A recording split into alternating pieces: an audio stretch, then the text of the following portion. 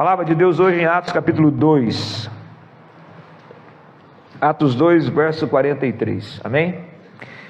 Nós temos feito uma série de mensagens no livro de Atos. Com essa hoje, são 9, desde o início lá em julho. E nós nessas mensagens, sempre no livro de Atos, pensando o que tinha na igreja primitiva e que nos falta hoje. Por quê?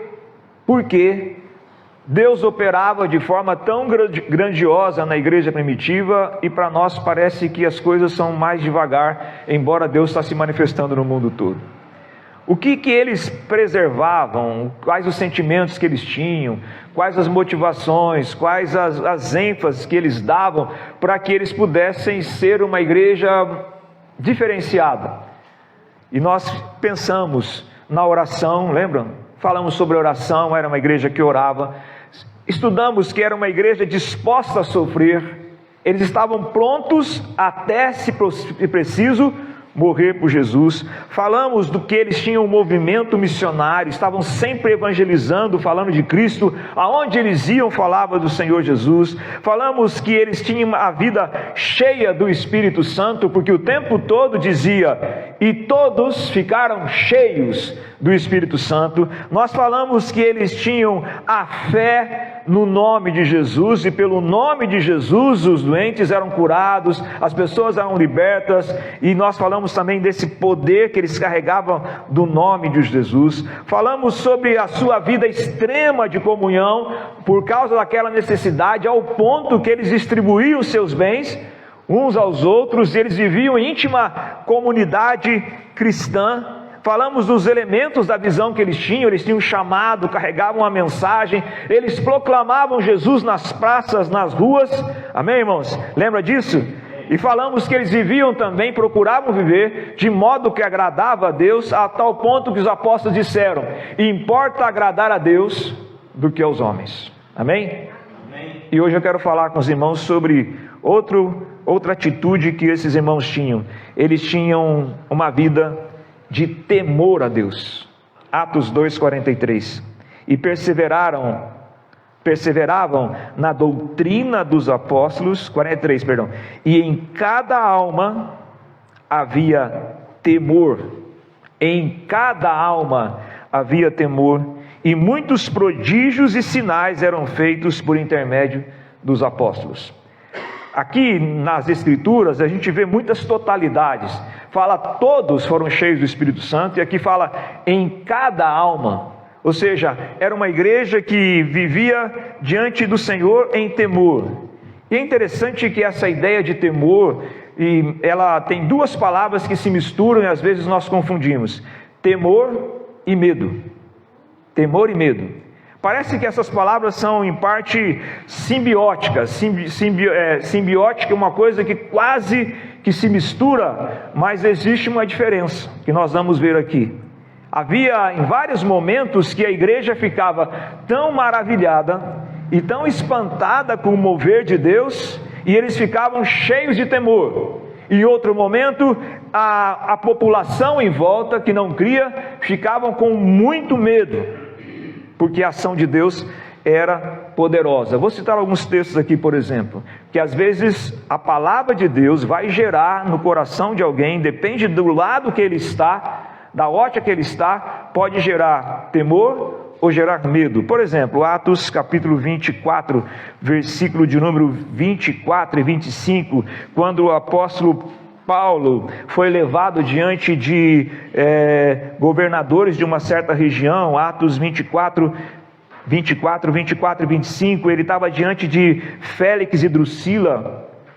Paulo ministra, e a palavra registra assim: passado alguns dias, vindo Félix com Drusila, sua mulher, que era judia, mandou chamar a Paulo e passou a ouvi-lo a respeito da fé em Cristo Jesus, dissertando acerca da justiça, do domínio próprio, do juízo vindouro. Ficou Félix amedrontado.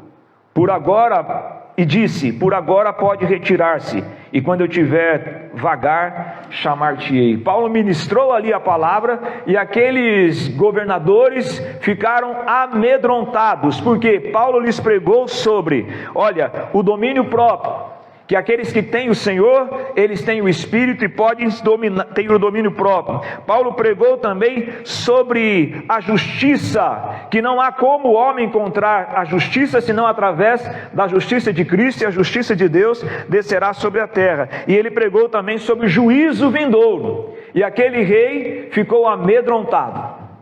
Por que ele ficou amedrontado? Porque ele não estava pronto, porque ele não tinha relacionamento com o Senhor. Então a palavra de Deus, ela pode gerar o temor, e ela pode gerar também em muitos corações medo, depende da posição que a pessoa está. Se ela está com a fé em Cristo e ela confia no Senhor, a palavra, o mover de Deus vai gerar temor, senão vai gerar medo. Preguei uma vez numa cidade, não vou citar por questão de as pessoas vão lembrar de onde era, mas eu preguei uma palavra e vi que havia um casal muito assustado lá, e a gente falava sobre a vida eterna e sobre o juízo eterno, e aquelas pessoas ficaram apavoradas, eu sentia nos olhos delas. Quando eu acabei o culto, o irmão veio e me deu uma bronca. Já viu isso? Você levou bronca, pastor Fabiano? A gente leva bronca dos irmãos. Nunca mais eu trago alguém nessa igreja, porque o meu convidado falou que ficou com medo, e ele nunca mais voltará aqui. E eu disse para ele, se ele ficou com medo, porque a palavra de Deus gerou medo nele.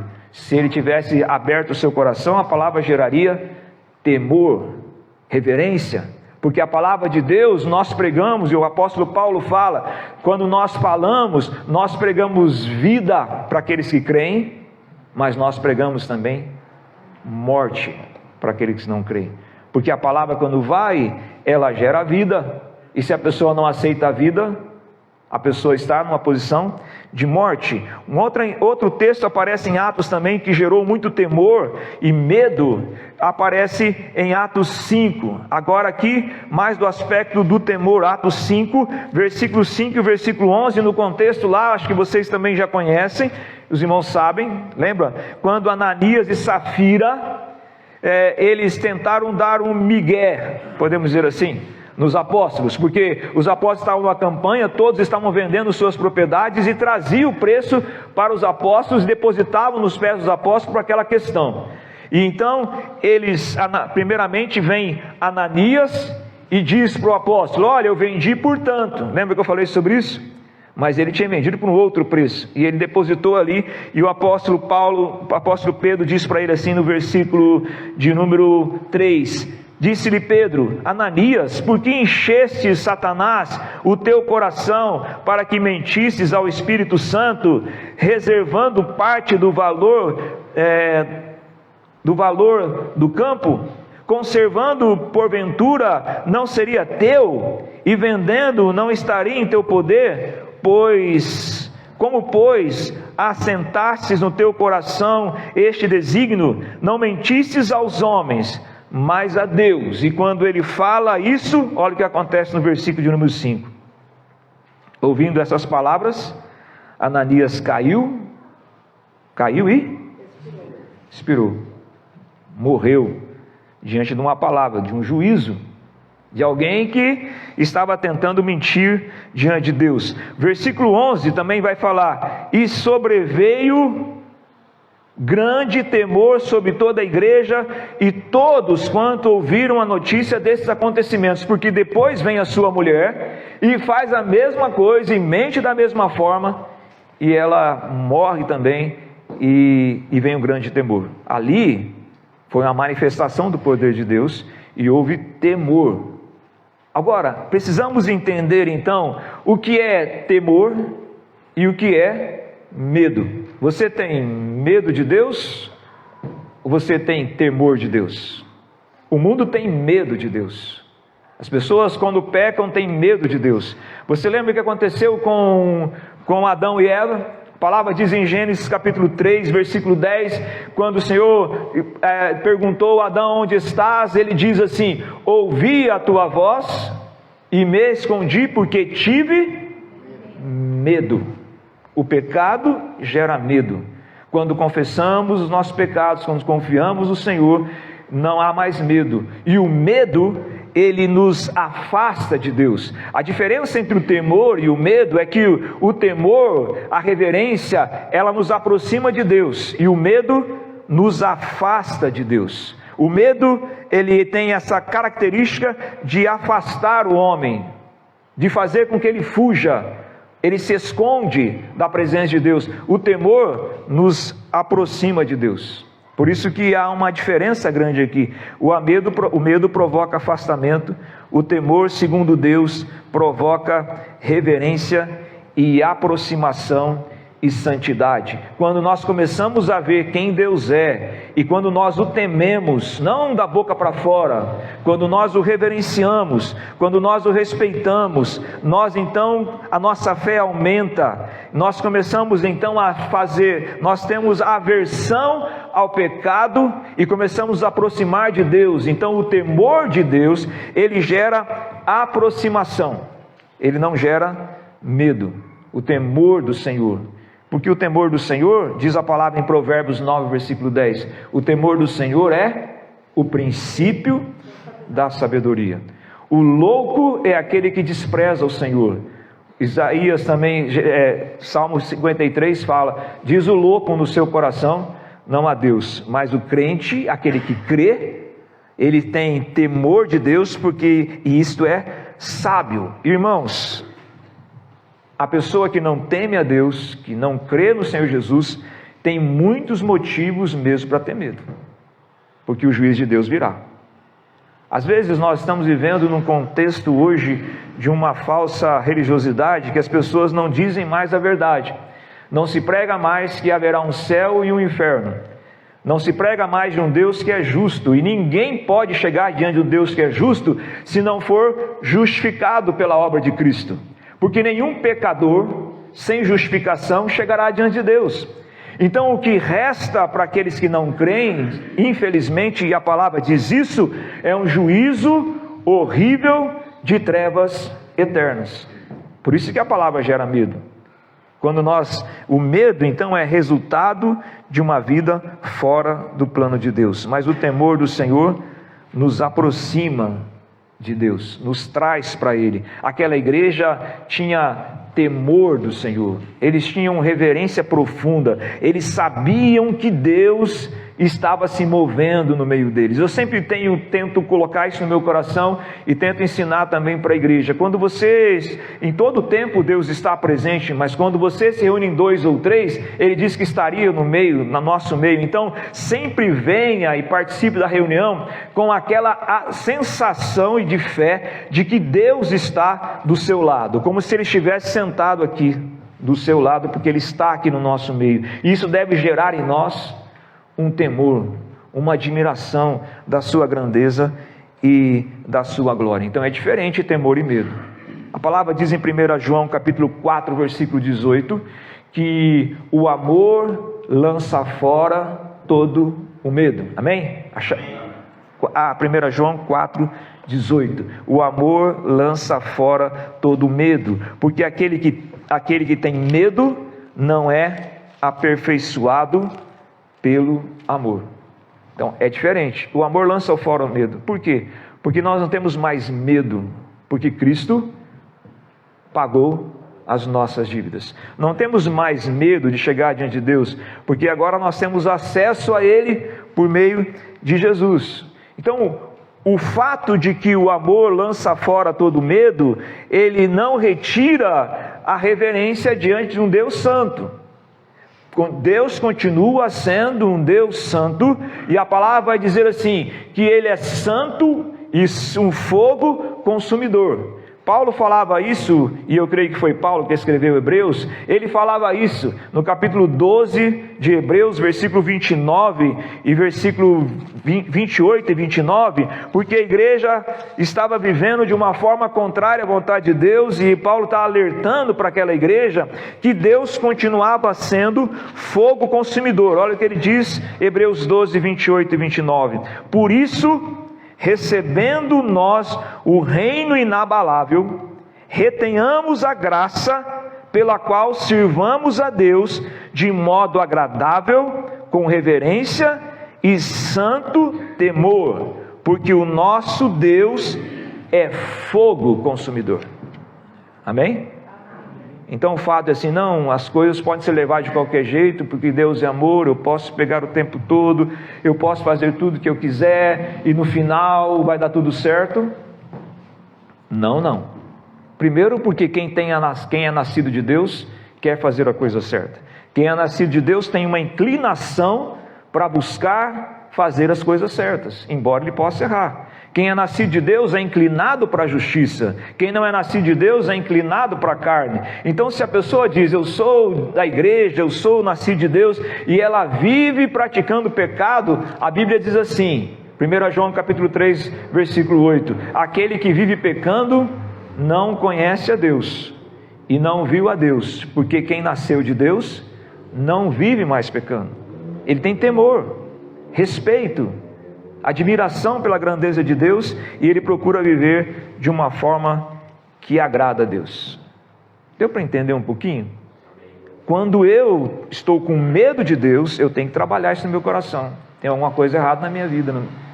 Eu faço uma coisa e sinto medo de Deus, provavelmente foi um pecado. Você pode ser crente e sentir medo algumas vezes porque você pecou. Tem que pedir perdão para sentir aquela paz, porque é a paz que Cristo dá. Medo não é coisa para crente, para aquele que confia. Medo é para aqueles que não confiam no Senhor. Esse conceito de santidade, esse conceito de temor de Deus é muito comum, desde o Antigo Testamento. Por exemplo, 2 Crônicas capítulo 7, de versículo 1 ao versículo 3, 2 Crônicas 7, de 1 a 3, quando foi da inauguração do templo de Salomão, primeiro templo lá de Israel, 2 Crônicas 7, versículo de 1 a 3, olha que coisa tremenda que aconteceu. Tendo Salomão acabado de orar, desceu fogo do céu e consumiu o holocausto e os sacrifícios, e a glória do Senhor encheu a casa. Os sacerdotes não podiam entrar na casa do Senhor, porque a glória do Senhor tinha enchido a casa do Senhor. Todos os filhos de Israel, vendo descer fogo e a glória do Senhor sobre a casa, encurvaram-se com o rosto em terra sobre o pavimento, adoraram, louvaram ao Senhor, porque Ele é bom e porque a sua misericórdia dura para sempre. Quando a glória de Deus está no nosso meio, o sentimento do crente é um sentimento de adoração, de temor a Deus, de reverência a Deus, porque nós estamos diante da majestade. Olha que isso é no Antigo Testamento. A glória de Deus vinha, e a glória de Deus se retirava. O Espírito vinha e se retirava. Agora em Cristo, a glória de Deus está entre nós, aleluia, porque a glória de Deus é Cristo no nosso meio. Vimos a sua glória, a glória como do unigênito do Pai, e Ele disse que estaria no nosso meio. Então sempre o Senhor e a glória dEle está no nosso meio, e às vezes Ele se manifesta, Ele revela essa glória através de alguma manifestação especial, ou Ele faz com que a gente enxergue essa glória. Isso está acontecendo no mundo todo, de alguma coisa maravilhosa acontecendo, na manifestação da teofania de um anjo ou coisa parecida, mas a glória de Deus está no nosso meio, Cristo está no nosso meio, e a gente precisa sempre estar andando na vida diante dEle, com temor, respeito e adoração. É diferente então temor de medo. Agora, o temor na igreja primitiva, voltando lá em Atos capítulo 2, veja que esse texto parece que o versículo se emenda, e de fato se emenda, porque no capítulo 2, 43, ali não há um ponto, ali há um ponto e vírgula, dizendo assim: em cada alma havia temor, e muitos prodígios e sinais eram feitos por intermédio dos apóstolos. Amém? Cada alma havia temor, e não tem ponto ali, em cada alma havia temor, ponto. Aí vai dizer, olha, muitos prodígios e sinais eram feitos no meio dos apóstolos. Não, está dizendo no mesmo contexto. O que significa, irmãos, é que num ambiente de fé, um ambiente de reverência e no ambiente de temor, é propício para a manifestação do poder de Deus. Um ambiente desrespeitoso, um ambiente que não se percebe a presença de Deus, um ambiente que a pessoa está no mundo da lua, não poderá, então, não é um ambiente propício para a manifestação da glória de Deus. No ambiente que não há fé, então não podemos ver sinais e prodígios e maravilhas. Aí você vai dizer, onde está escrito isso? Eu vou dizer para você, o próprio Jesus. A palavra vai dizer que quando ele foi para Galiléia, ele não operou os milagres que ele poderia operar, porque no contexto daquelas pessoas eles estavam descrentes. Onde está escrito isso? Mateus capítulo 13, versículo 58. Mateus 13, 58. Estão me acompanhando ou já estão dormindo? O pessoal que não dormiu à tarde, vou chamar, dar uns gritos aqui para todo mundo acordar. Brincadeira. Mateus 13, 58, vamos lá? Você conhece esse texto? Mateus 13, 58? Olha o que diz: e não fez ali muitos milagres, por causa da incredulidade deles. De quem que ele falava? De Jesus. Se você vê o contexto era um contexto de escândalo, porque eles se escandalizavam de Jesus. Eles diziam assim: não é este o filho do carpinteiro? Não é este que nós conhecemos os seus irmãos? Inclusive aqui está muito claro no texto, versículo 55, dizendo: não é este o filho do carpinteiro? Não se chama a sua mãe Maria, e seus irmãos Tiago, José, Simão e Judas? 56, não vivem entre nós todos as suas irmãs? De onde lhe vem, pois, tudo isso? E escandalizavam-se dele. Ou seja, o próprio Senhor, num ambiente de falta de temor, a palavra diz não pôde. Ali não pôde não significa que ele não pudesse fazer.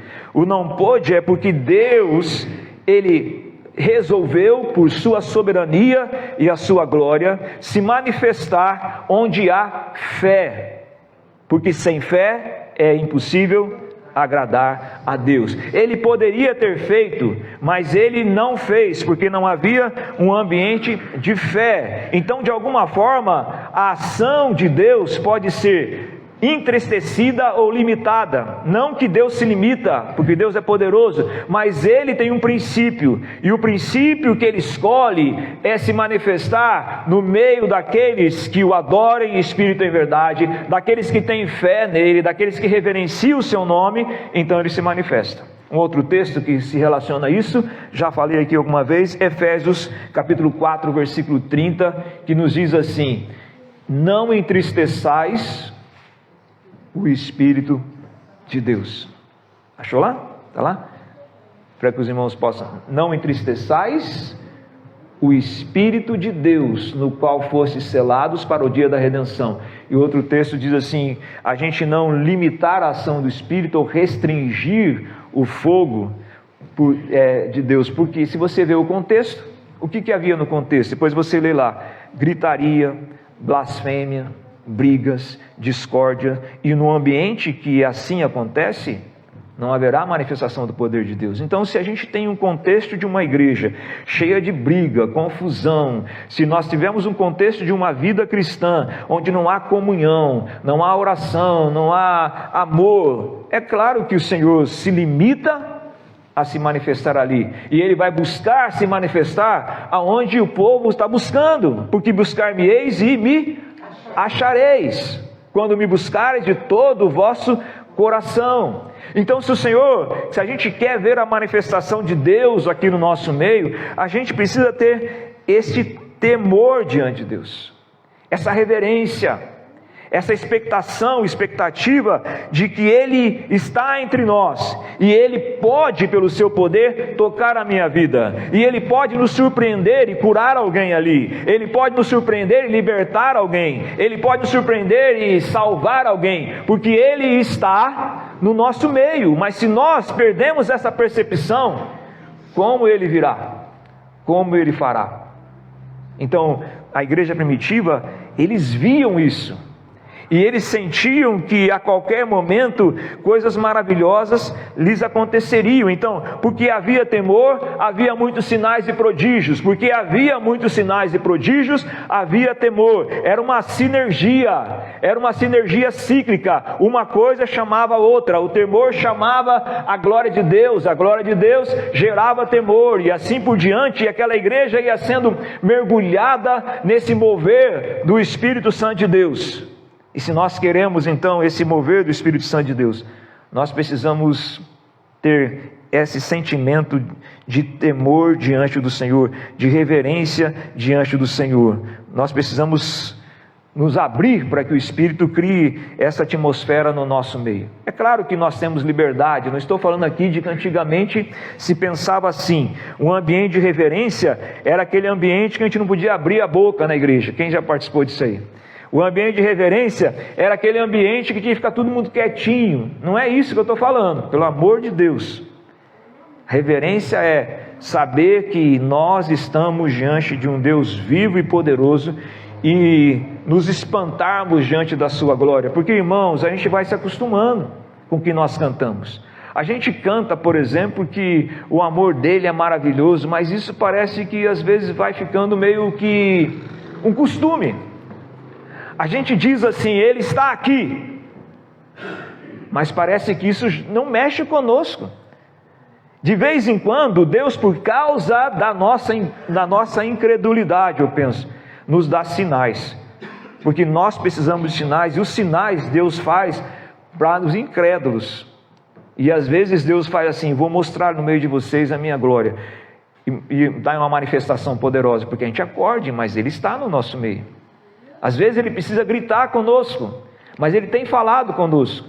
Às vezes, muitas vezes, Jesus criticou aquela geração, porque aquela geração pedia sinais. Pediam sinais, e Jesus criticou. Não que os sinais sejam errados, mas às vezes a nossa incredulidade faz com que Deus desenhe para nós. Eu estou no meio de vocês. E de repente, Ele faz em alguns lugares a manifestação do poder dele. As pessoas são tocadas, vêm anjos ou coisa parecida, gente é transformada e as pessoas ficam todas abismadas, porque a gente às vezes precisa ver para crer. Não que ver está errado, porque na própria ideia da palavra temor do hebraico é hirá, mais ou menos assim a expressão, e a palavra ra, ou ra, que é um R e um A traduzido com um tracinho assim no hebraico, significa ver. A origem da palavra temor é ter visto algo. Temor significa prestar atenção e reverência àquilo que está vendo. Ou seja, eu estou vendo a glória de Deus, eu estou vendo o Senhor. Então quem viu o Senhor, quem contempla o Senhor, vê o Senhor pela fé, ele tem temor do Senhor. Quando ele vai pecar, ele tem temor, porque ele sabe que ele está diante de um Deus poderoso. É temor, é respeito. Termino com uma ilustração apenas, uma verdade que eu tenho um livro chamado, se vocês quiserem depois ler, tem que ler com bastante sabedoria, o livro chamado Caçadores de Deus, John Bevere, Caçadores de Deus, e ele conta uma experiência que eles tiveram há uns anos atrás no Canadá. Ele foi pregar numa igreja no Canadá, e quando ele chega naquela igreja, ele senta para orar, e todos nós devemos também aprender aos poucos, quando a gente chega na igreja, nos ajoelharmos e orar um pouquinho, né? A gente na correria não dá tempo, né? Mas se der tempo, ora e fala, Deus, manifeste aqui, sei que o Senhor estará aqui, fala em nossas vidas. Ele chegou e ele foi orar, e ele sentiu no coração que alguma coisa estava diferente ali, e ele viu que logo no começo do culto, as pessoas já estavam chorando, e as pessoas estavam sendo tocadas, e ele percebendo aquilo, ele conta, nesse livro ele conta essa história, Caçadores de Deus. O pastor da igreja, ele foi um pastor convidado, sobe ao púlpito, e o pastor da igreja começa lendo 2 Crônicas 7,14, aquele texto que diz, se o meu povo, que se chama pelo meu nome, orar, se converter dos seus maus caminhos, então eu virei do céu e perdoarei os seus pecados. Quando aquele pastor disse isso, o púlpito, que era um púlpito enorme de vidro, explodiu e caiu para frente. O pastor foi para trás e caiu. A igreja ficou espantada. Você já viu isso? Se um dia Deus fizer, não fica tão assustado não, né? Se for Ele, aleluia, que Ele faça no nome de Jesus, amém? E ele ficou espantado, caíram, a igreja já ficou começaram pensando que havia acontecido alguma coisa, pegaram o pastor, levaram para o gabinete dele, e o pastor foi para o gabinete, as pessoas já estavam em adoração, começaram a louvar a Deus e a adorar ao Senhor. As pessoas que passavam pela rua, começavam a entrar dentro da igreja, chorar, se arrepender por causa dos seus pecados. Imagina você viver isso? Eu quero viver isso um dia, em nome de Jesus. A presença de Deus, o temor de Deus era tão forte, e eles mandavam então, daí ele subiu e eles disse: calma, porque Deus está operando aqui.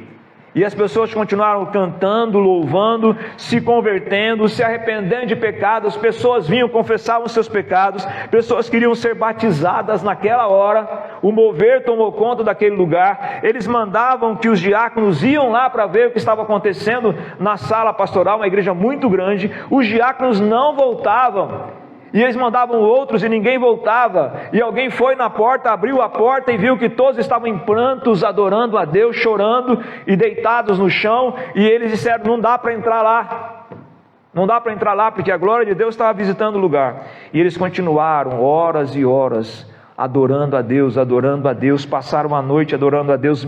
Centenas de pessoas se converteram, foram salvas, foram libertas. O culto, depois eles marcaram uma reunião no outro dia, e no outro dia não precisava, ninguém dirigia, alguém começava a cantar, já parava o louvor, porque a glória de Deus tomava conta da congregação, o Espírito Santo tomava conta da congregação. E assim foi por dias e dias, porque eles tinham temor de Deus. Nós temos esse temor, irmãos. Nós precisamos saber que Deus pode nos visitar a qualquer momento, com a sua glória e com a sua majestade. Isso é, quando há temor, muitos sinais e prodígios são feitos. O problema é que às vezes nós somos muito incrédulos, né?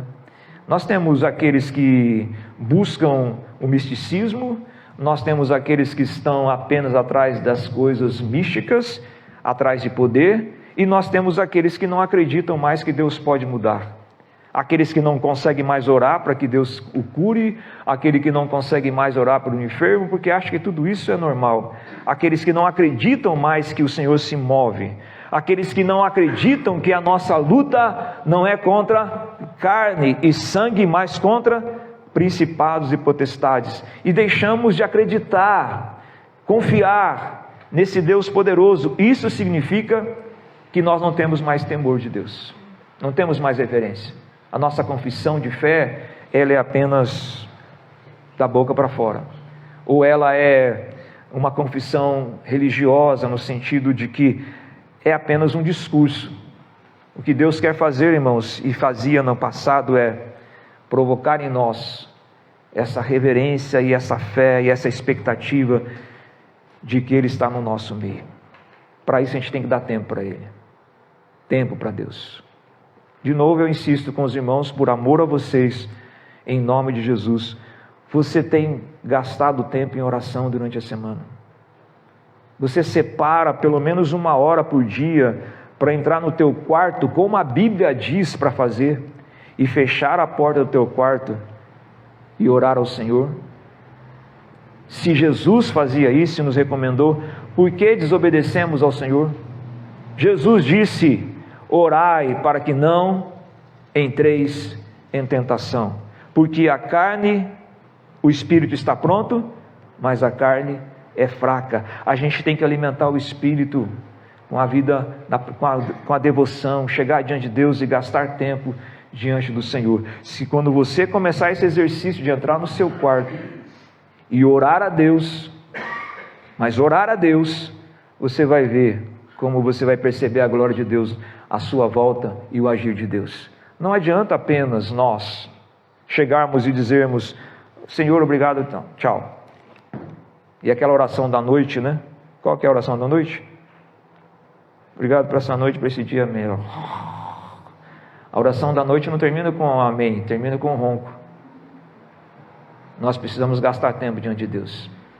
Pede isso para Ele. E eu sei que Ele vai visitar a sua vida com poder. Ore ao Senhor. Na pandemia eu depois da pandemia já tinha esse exercício, mas comecei a fazer mais vezes. O pessoal de Curitiba está aqui, né? Quando eu fui lá para o Pilarzinho, e naquela pandemia, eu ficava 4 horas por dia orando dentro daquela capela, a Gleice sabe. E aquilo me trouxe, Deus começou a me dar músicas e músicas e músicas, e adoração. Eu tenho mais de 600 ideias de músicas, e tenho centenas de músicas já prontas, e era muito bom estar diante de Deus. Às vezes, você sente um temor, parece medo, mas é porque a glória dele está ali. O teu corpo fica tocado por Deus, porque Ele está ali, mas tem que dar tempo. Nos primeiros minutos de oração, você não ora. Alguém disse assim: ore até você conseguir orar. Ore até você conseguir orar. Porque quando você começa a orar, a tua mente vai tirando a tua atenção, as obrigações vão tirando a tua atenção, o diabo, os teus pensamentos vão dizer: o que eu estou fazendo aqui falando pelas essas paredes? Não estou falando com ninguém. A nossa incredulidade vai tomando conta de nós. Mas se você continuar ali, orando, clamando diante de Deus, você vai ser visitado por Deus poderosamente. Você crê nisso? E eu não sei se você faz, mas por que não faz? Por que não faz? Se cremos, aquilo que cremos, devemos fazer, senão não resolve nada. Façam isso. E como igreja também, quando vocês vierem, sempre diga para o Senhor: eu sei que o Senhor está lá. E talvez não tenha um dia que você vai dizer: Senhor, eu sei que o Senhor está lá, mas eu preciso de uma palavra do Senhor muito forte na minha vida. Eu faço isso até hoje. Eu peço ao Senhor as coisas. Então peça ao Senhor, e você vai ver a glória de Deus. Voltando lá no versículo 43 de Atos capítulo 2: em cada alma havia temor. Eu lembro da minha igreja, quando eu comecei, eu estava preocupado que o pessoal ficava meio dormindo, solonendo dentro da igreja. Eu falava: Senhor, o que está acontecendo? E eu pregava com mais ainda ênfase, porque eu era mais novo. Hoje eu estou mais velho, estou mais pausado, mais pausado. E eu ficava impressionado com isso, porque no meu coração, algumas coisas que eu dizia, eu falava, a impressão é que o povo ficaria tocado e nada. Até que Deus fez uma coisa lá que começou a mudar um pouco a igreja. E olha como Deus trabalha, hein? Estavam pregando, um dia um cara deu um berro lá com o demônio, mas pensa no que a igreja ficou animada depois. O pessoal começou a adorar, louvar, orar. Daí eu falei: meu Deus do céu, eu preguei aqui na força do Espírito e nada, precisou vir um diabo aqui para acordar vocês. A igreja mudou. Sabe por quê também, irmãos? Como disse Lutero, o diabo é cachorrinho de Deus. O diabo está na coleira de Deus. Deus é poderoso, está acima dele. E Deus pode usar tudo para mexer com a igreja. Eu espero, que não precise um diabo vir aqui, dar um berro aqui, que o Espírito, com a sua voz suave, nos faça vibrar diante dele, para a glória dele, e a gente veja os sinais e os prodígios que ele pode fazer. Aleluia. Igreja em Atos, continue lendo e fala: Senhor, eu quero que, segundo a tua vontade, as mesmas coisas que aconteciam lá aconteçam aqui, no nome de Jesus. Aleluia. Vamos orar no nome de Jesus.